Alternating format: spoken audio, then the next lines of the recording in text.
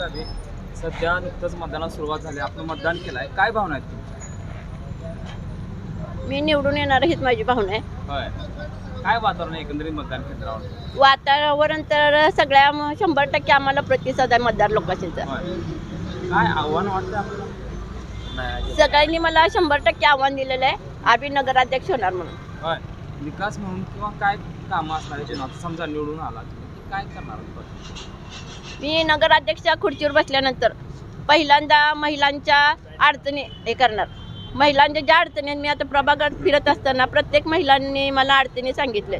मी प्रत्येकांना सांगितले, तुम्ही तुमची काय तक्रार आहे तुम्ही लेखी अर्ज लिहा आणि त्याच्यावर सगळ्यांच्या सह्या करून माझ्यापर्यंत पोच करा आणि मी तुमचं ते काम करणार. कोणती पण तक्रार असू द्या, गटार असू द्या, स्वच्छतागृह असू द्या, मोतारे असू द्या, बाकीचं प्रभागातल्या तुमच्या कोणत्या अडचणी आहेत त्या सगळ्यांना मी सामोरे जाण्यासाठीच नगराध्यक्ष पदाची भूमिका घेतलेली आहे. आत्तापर्यंत 25 वर्ष त्यांच्या हातात, सत्ताधिकाऱ्यांच्या हातात सत्ता होती, पण हे तुमचं काय विजन केलं, तुमचं काय केलं, तुम्ही काहीच केलं नाही त्यांनी.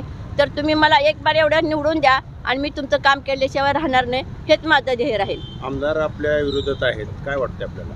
आमदाराविरोध ते फक्त पक्षापुरतेच आहेत आमदार, नाहीतर ते कौटुंबिक सगळे चांगलेच आहेत संबंध.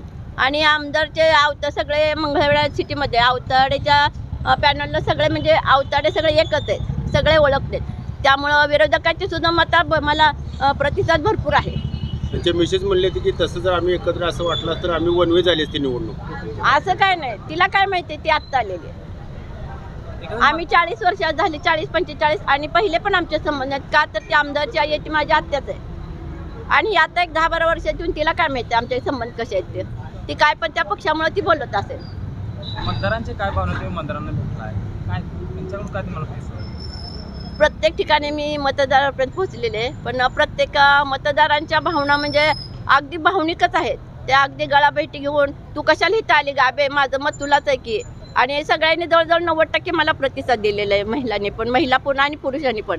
मी आतापर्यंत कुणाच्याच हातात दिलं नाही, घराच्या बाहेर पण गेले नाही. पण मी नगराध्यक्ष पदाची भूमिका केली त्यावेळेस मात्र मला सगळ्यांच्या घरोघर जाऊन मी प्रचार केलेला आहे, वाड्या वस्त्या केलेल्या त्या प्रत्येक. आणि ही इलेक्शन पुढं ढकललं, त्यामुळे आमचा चांगला चान्स गेलेला आहे. पहिला आम्ही निवडून येणारच होतो, पण आता आम्हाला जास्त मताने आम्ही निवडून येणार आहे.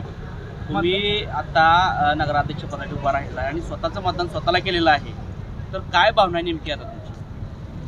मी माझं मतदान केलं आहे, समर्थांना सांगितलंय मी माझं मतदान समर्थक तुम्हालाच आहे पहिलं, आणि तुम्ही आमच्या पॅनलला काय करायचं ते तुम्ही ठरवा. मी मला निवडून द्या म्हणून समर्थाला मागितलं, फक्त मला तुमचं सामर्थ्य पुरा म्हणून सांगितलेलं आहे.